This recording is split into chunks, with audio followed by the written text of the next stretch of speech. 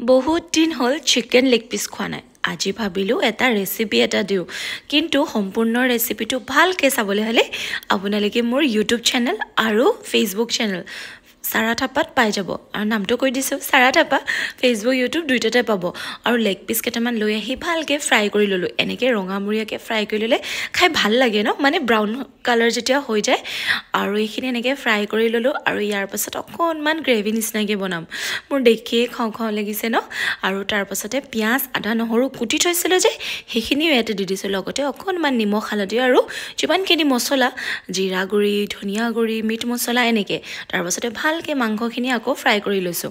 মানে অকণমান সিজাৰ নিচিনা কৰি ল'ম অলপ আৰু তাৰ পাছতে ইয়াতে মই কি কৰিম জানে অলপ গৰম পানী আধা কাপমান ঢালি দিম যাতে উতল আহে আৰু বাছ ঢাকি দিলোঁ ওপৰত অকণমান বিলাহী কাটি দিছোঁ ৰঙা ৰঙা বিলাহী লগতে কণী দুটা বইল মানে মোৰ ল'ৰাটোৱে মাংস নাখায় কণী খাব আজি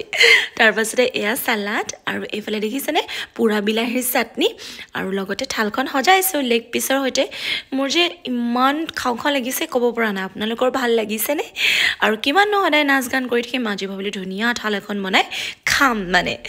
গতিকে মই খাইছোঁ মোৰ বিৰাট বেছি ভাল লাগিছে আপোনালোকৰ কেনেকুৱা লাগিছে ক'বলৈ একদম নাপাহৰিব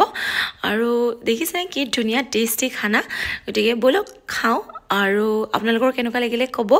বন্ধাকবিৰ চালাডখিনিতো আৰু টেষ্টি হৈছে